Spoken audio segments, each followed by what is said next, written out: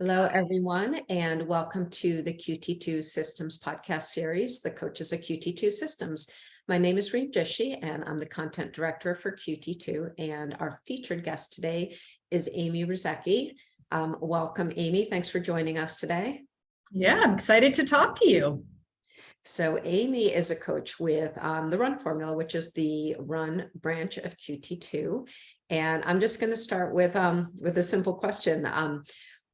How did you come to QT2 and when was that? Gosh, we're gonna go back, so I'm gonna age myself a little bit when I say this, but I actually first became aware of the whole QT2 system when I was a core diet athlete.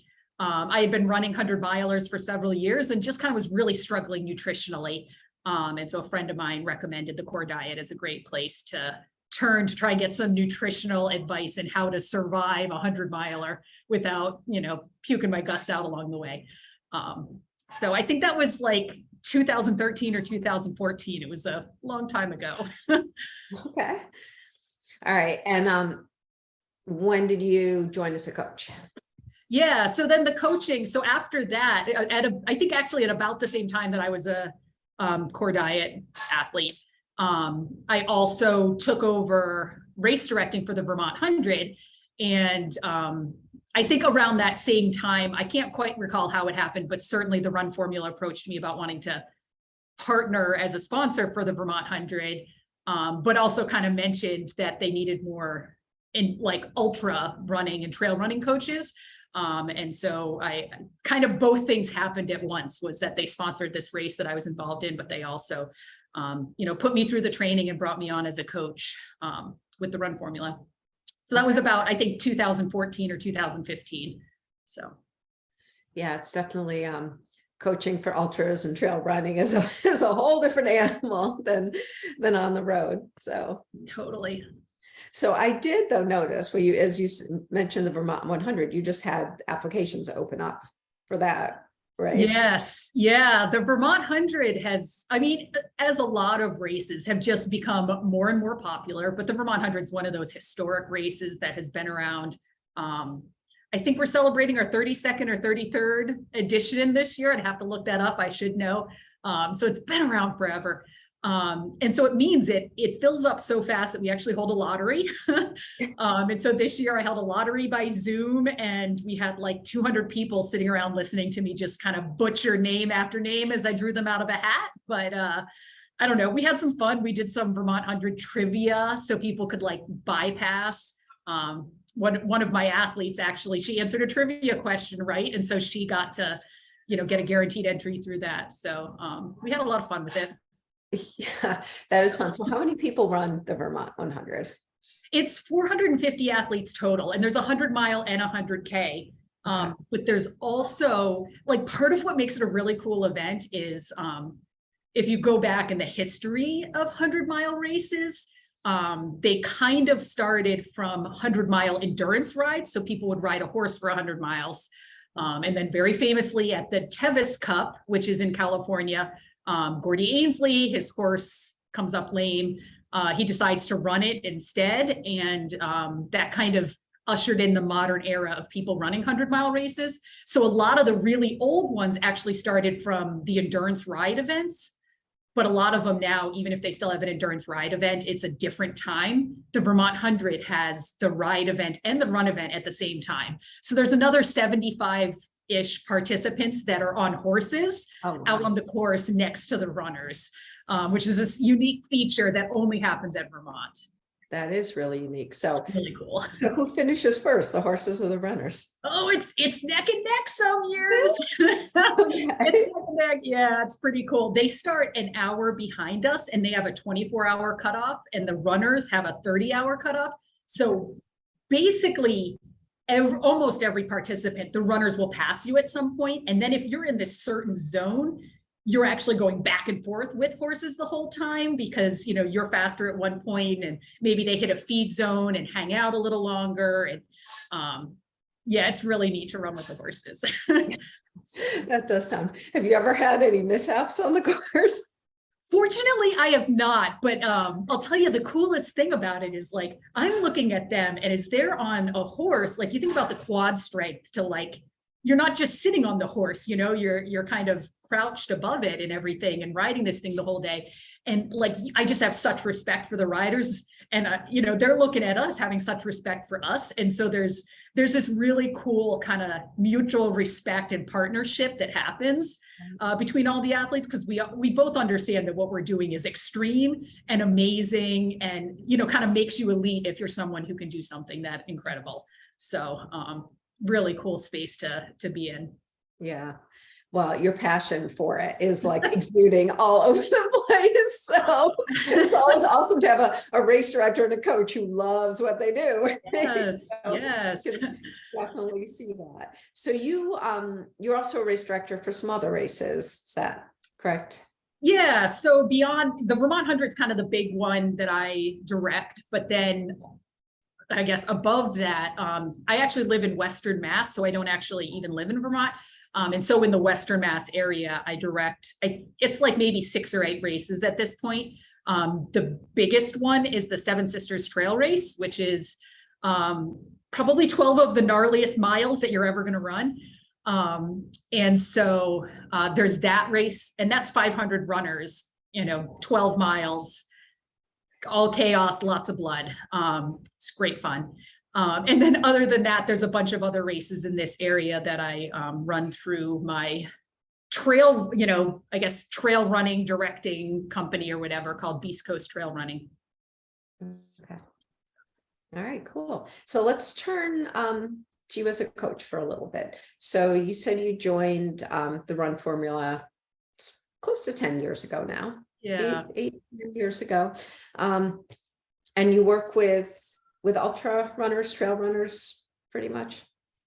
Yeah. Every once in a while, I'll get an athlete who isn't necessarily an ultra runner or a trail runner, but I don't know. We just find a partnership. But like, you know, for example, right now, one of the athletes that I'm coaching, she's training up for Boston Marathon. So it's very much a road race and a, you know, sub ultra distance, but she loves the trails. And so she wanted to work with a coach that knew how to kind of blend both, you know, blend the trails in and make that still work towards, you know, her having a great time at Boston.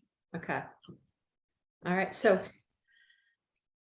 I mean, ultra running, you said, like, when you think, oh, marathon, that's short, right? Compared to ultra, both, I mean, both distance and also because the ultra, I mean, they're on trails, they're harder. They just take more time to cover that kind of mileage. So when you have someone come to you as an athlete, do they come and say, okay, I'm signed up for this race, help me get ready, or they like want to talk about what it's like tell me sort of I don't know if there's a typical, but you know, typical conversations you might have as you're talking to potential athletes. Yeah. Oh gosh. I don't know that there's a typical, yeah, I mean, it's interesting because there are some people who they have something in their head where they say, I have always wanted to, you know, finish my first ultra. I want to do a 50K, or, you know, I want to run 100 miles, or, you know, or there's this race in Europe that looks really amazing. I'm taking that on. So sometimes people come in with a specific goal, and then it's how can we take them from where they are to that goal. And sometimes it's somebody who's experienced. You know, one of the athletes that I'm working with right now, she, funny enough, she had actually finished the Vermont 100 a couple of times. And so when I was like, oh, it's so great to meet you, she sent me a picture of me congratulating her as she crossed the finish line from the year previous. So I was like, okay, I've met her, but she was one of like 300 people finishing that I just congratulated. So she was obviously very experienced, but she, I mean, first she was looking to just kind of, how can I do a little better at the 100? Like, obviously I finished, but I think I've got more in me. So how can I be a little more strategic about the training? So there's, you know, there's athletes like that. Yeah, I've got one athlete who, she's a mother of 4. And so for her, she's just looking for, how can I have somebody that keeps me accountable and that also can help me figure out how to balance running and training in with all of these other obligations that I have on my plate in terms of, being a present parent and, taking care of her kids and everything. So Yeah. pretty neat. So you've got the whole range. I've got the whole gamut, right? But that keeps it interesting, right? No two people are alike. No, even like when I watch people, one of my fascinations is I watch how people run, and I'm always amazed at how everyone runs differently. Right. It's like, how is that possible? It's like one of the most simple things when you think about it, running. I mean, like everyone basically can walk, you run, but just the differences of how people run. Oh yeah. Oh, you can, or what interests them, yeah. You can turn the lights off and you can tell the differences in different people. Yeah. No, but like I've said this, like before to athletes, is they're even just kind of considering like, do I want a coach or do I need a coach or that sort of thing? It's like, the reality is there's a lot of resources out there. And so I think a lot of people could legit, find a book, kind of look at mushing together a bunch of different things that are out there, and they could probably do a pretty good job. But the reality is, if it were that easy, everyone would just pull that one book, open it to page whatever, and that would be the plan. The thing is, we're all unique. We all need different things. And that's the value of having a coach, is understanding what these unique things are that are gonna, fit within your lifestyle, that are gonna, help you be successful, and that are gonna, just everything else that are gonna help you navigate when you get injured and have to adjust, or, when the weather's crazy and so you can't quite get in what you need to get in. So. Yeah, actually, you were just telling me a story before we got on this. Also, we're in a really cold spell right now in the Northeast, and so you were able to. Yeah, I had one or two athletes that reached out to me that, as of this recording, tomorrow is going to be, I think, like maybe a high of like wind chill. Maybe it's going to get up to like 0, like it's going to be in the negative temperatures up here in the Northeast. And so I had one or two athletes that were reaching out that were like, I think I'm going to move my long run to Sunday, or, should I maybe just do it on a bike inside, or that sort of thing. And I ended up rather, I can certainly deal with them onesie, twosie, but I ended up emailing every athlete that I work with to just like kind of give this blanket, here's some good general tips on how to survive the winter, or like what sort of modifications are probably okay. And then just said, certainly reach out if you want to talk one-on-one about what to do for you. But I think some of them, they kind of know how to do modifications, but needed, just kind of needed to hear someone say it, or needed to kind of be like, it's okay to not follow to the letter of the T and make modifications when like just weather says to do it, So. Yeah, I mean, sometimes whether you can figure it out yourself or not, it's really nice for someone else to be telling you. Yeah, just how to do it. It's okay. Yeah, like it gives someone permission, I have one athlete who, like, part of what started this was one athlete who, she's someone who just, if I were to tell her to run, 10.72 miles, she would run exactly 10.72 miles at exactly the pace. And she, she's a rule follower. She does as she's told. And she just needed someone to give her permission to be like, it's okay if maybe you break it into 2 runs tomorrow so that you're not outside for that many hours in a row. That's an okay modification. Or maybe it's okay if you take a day off and you just do that run on Monday, which was supposed to be your day off. Like, it's fine. She needed me to change the rules so that she could still be following the rules in a way. Yeah. So. Yeah, I mean, but that's where every athlete coach relationship is different, and that's the great thing about it, is that you are able to, I mean, through this whole process, you get to know everyone as a person and what works for them and what doesn't, so yeah, you don't get that out of a book, that's for sure. You don't, exactly. The book isn't going to have all those scenarios or touch base to remind you, hey, this is okay. Yeah. So I think that's a good bridge into my next question, which is what your coaching philosophy is, or your coaching approach.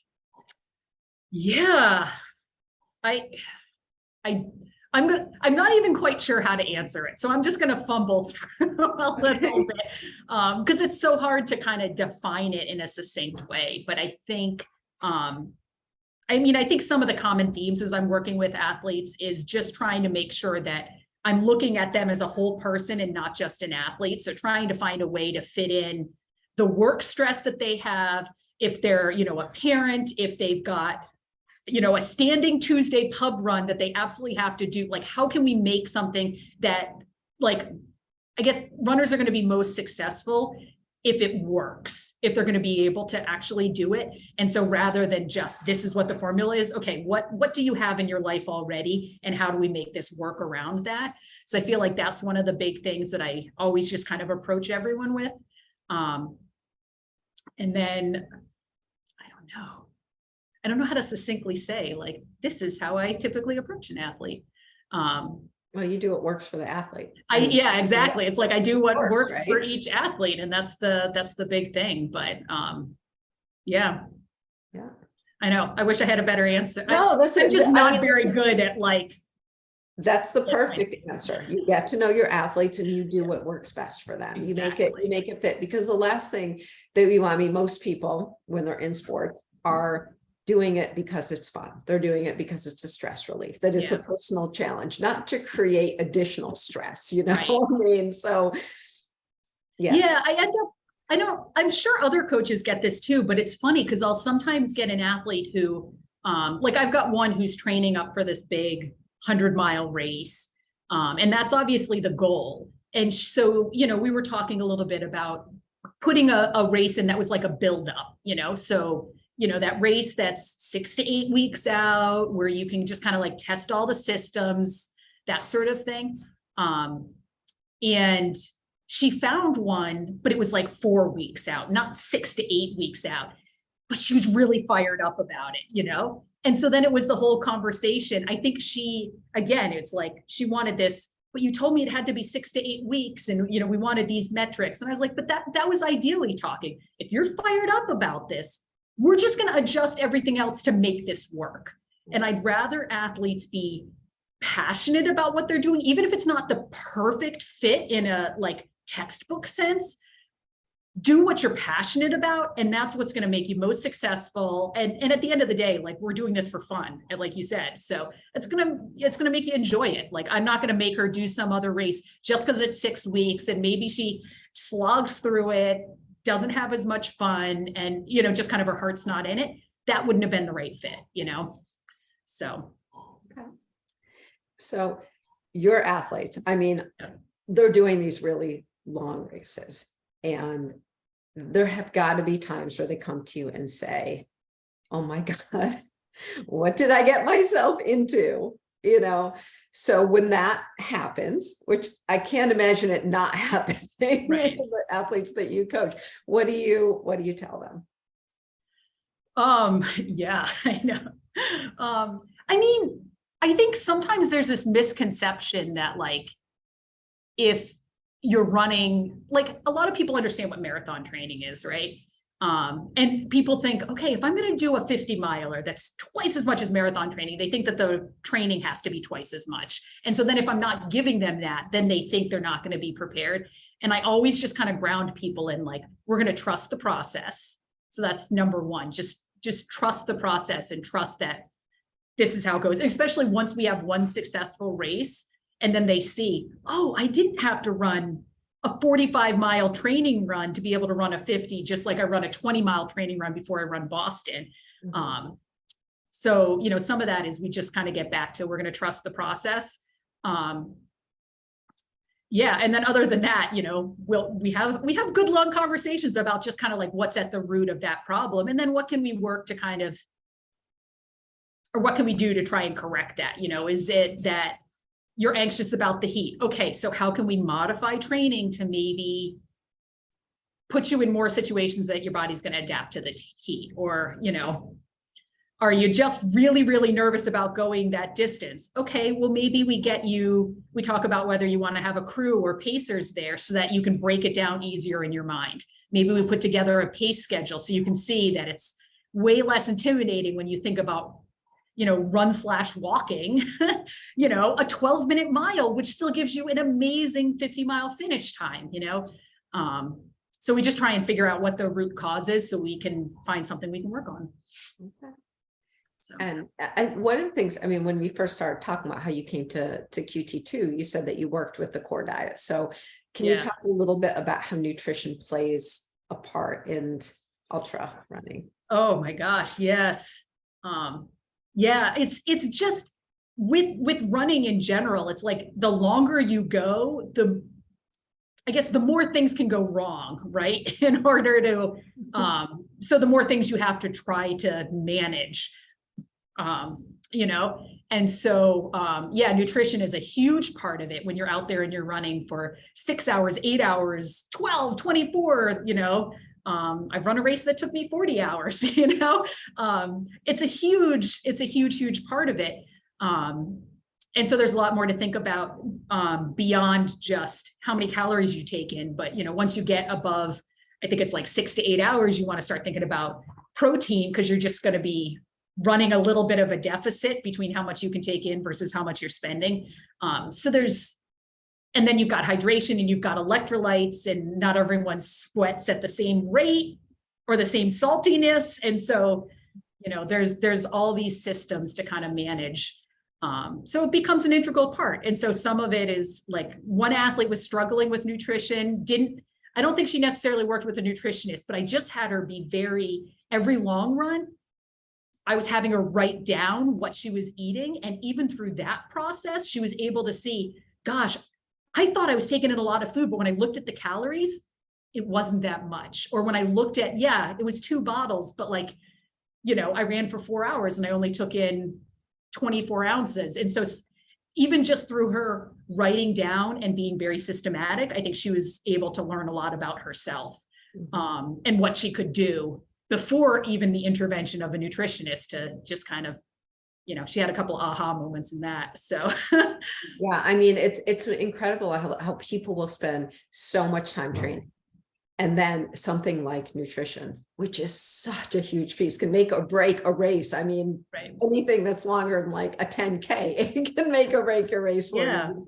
And that just the lack of attention to that. And as a coach, it's just to pick that up and be like, okay, well, there's a reason why you just crashed on this run, you know, and you know, and what intervention is needed. And yeah, just writing it down sometimes, it definitely creates an awareness of what's actually happening. So so with these athletes, for all the challenges, there's got to be some great successes. Are there any successes that stand out in your mind as like just super proud coach moments? Oh gosh. I mean, I'm proud of all of my athletes, right? I think that's part of the fun thing, is when you get to know someone, you get to like know, I don't know, I don't even know how to say it, but like you kind of get to know what success looks like for them. And so you get to share in that like amazing moment.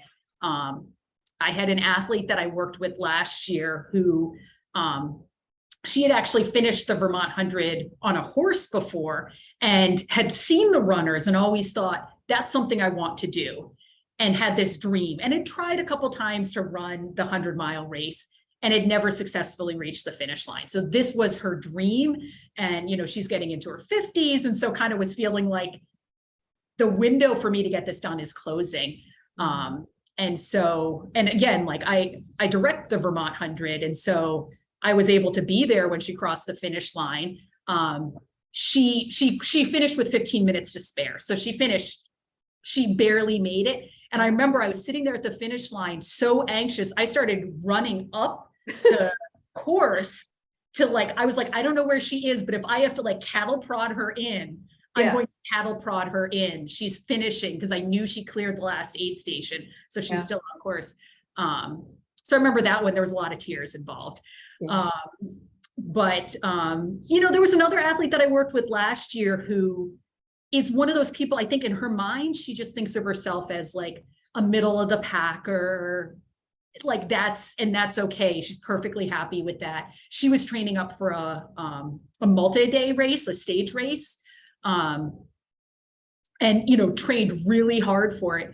And she ended up, again, she's so quiet. I had to actually look up the results because she wouldn't tell me how she did.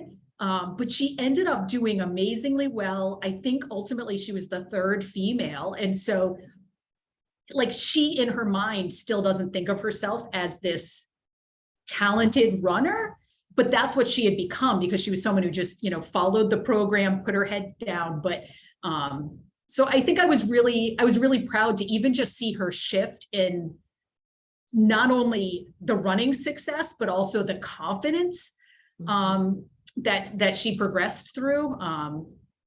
But yeah, I mean, I could probably tell stories like this about every single athlete because they, you know, they all have those moments of glory of finishing something they never thought they could, or, you know, I don't know, building confidence as much as you're, you know, packing on the miles. So yeah, it's really cool. It is really cool. I mean, it's just that seeing people do things that they never thought were possible and the change that goes through them by going through that process, it carries over to so many things in your life. You're like, if I can do this, Right. then I can do anything, you know, and that is such a cool thing. So I want to transition a little because one other thing that you do is you guide runners, correct? Yeah. This is something that started with Vermont 100. Boiling a very long story down, there was an athlete who wanted to run the Vermont 100 and he had reached out to me about getting a qualifier.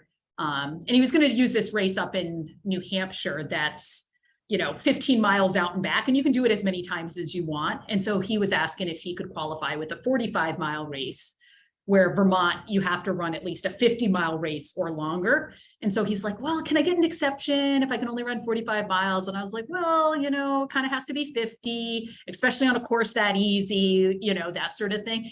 And he wrote back and he's like, okay, no problem. I just need to find a guide. And I was like, a guide, you know, and then it's like, I look it up and realize he's a visually impaired runner. And so it was more about him having access and support to be able to run it wasn't that he couldn't run the 15 miles. It was that he didn't have enough people to guide him through. And so I ended up reaching back and I was like, you know, look, I've never done it before, but if you want to train me, I'm happy to get you that extra 15 miles so you can legally qualify. You just have to tell me what I'm doing.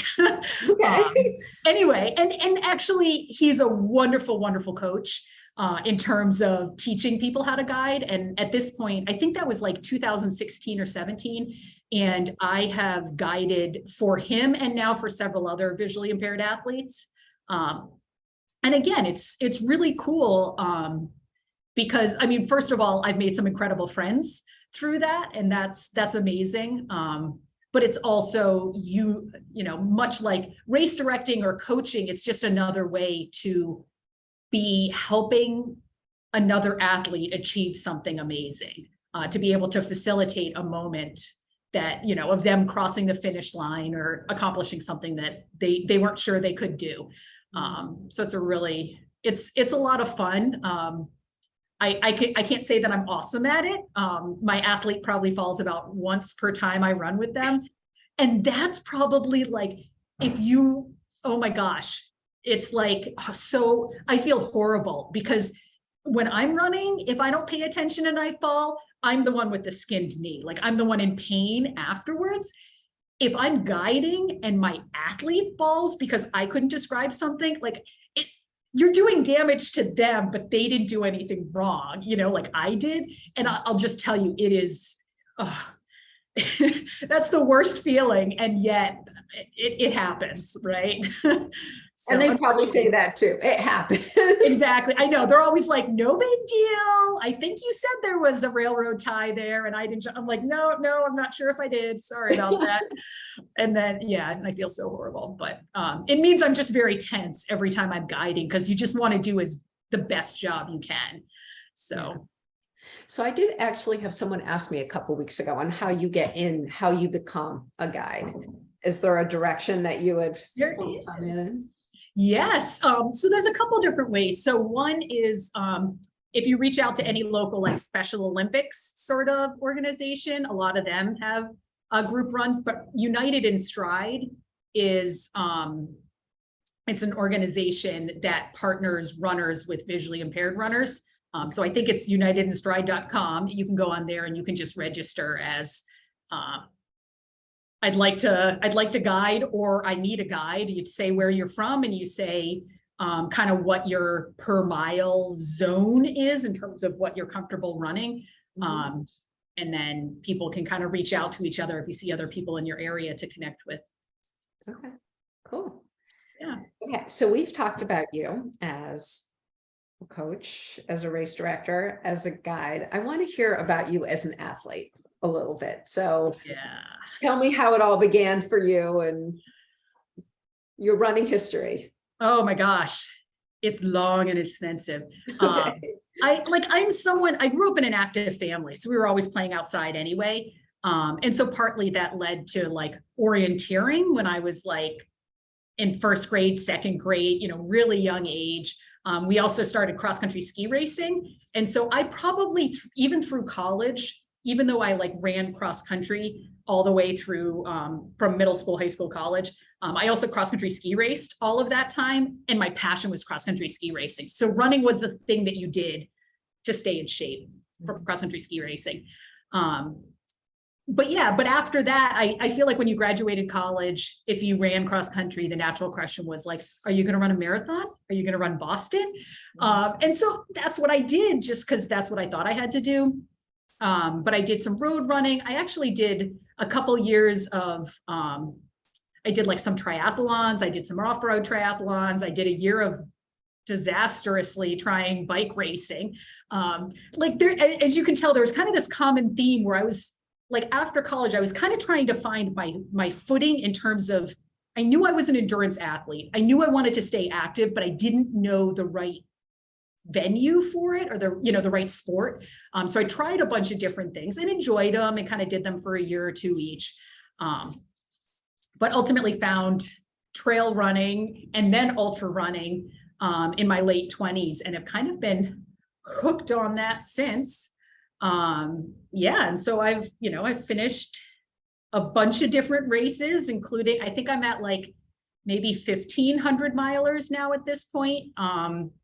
Including I did one in Europe, I did the UTMB, it runs around Mount Blanc.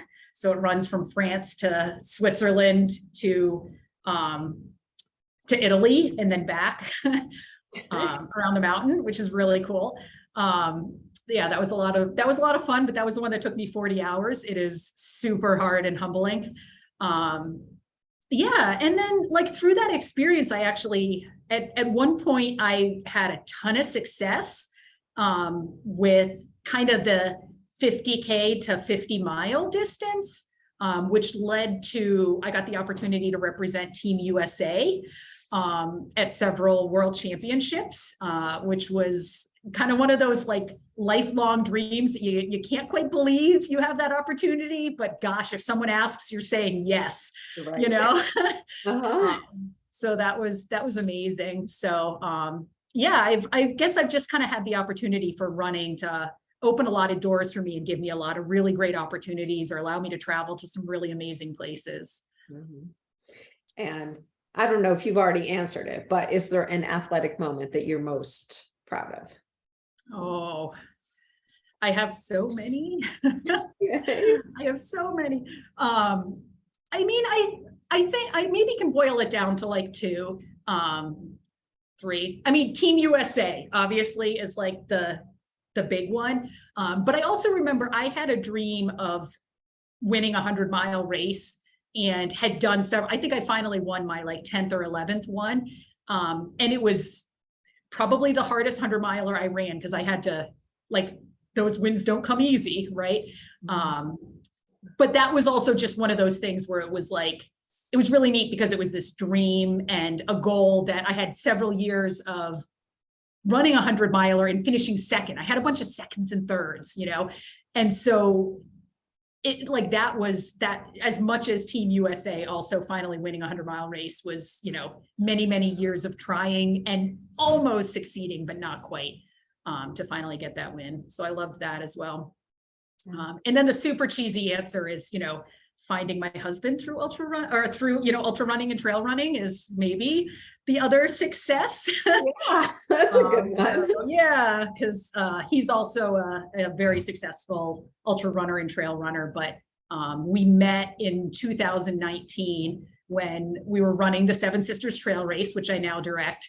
But both of us were kind of the surprise champions on the day. It was kind of the first trail race that I had ever won, and I think the first trail race that he had ever won. And so we were kind of the two surprise winners, and the rest is history, I guess. I love it. I love that. So running has opened up many opportunities. Many opportunities in my life. Definitely changed my life in a lot of ways. So, yeah. Wow, that's awesome. It's fun. I mean, we've known each other for a few years now, and I've learned so much about you just talking to you. And I'm so excited that you joined this podcast series and told your story, and just amazing things that you've done and will continue to do. So thank you. Yeah. It's always great to talk to you, but also great to just kind of put this stuff out there, because I guess I'm at least the first person to say that I'm not perfect, and I have some failures along the way. And I think sometimes it's just good for people to hear that and see that. And so hopefully we heard that as much as all the awesome stuff. Yeah. Live and learn and get better. Can't improve without making mistakes and learning. Exactly. So awesome. Well, thank you so much, Amy. Yeah, thanks for having me.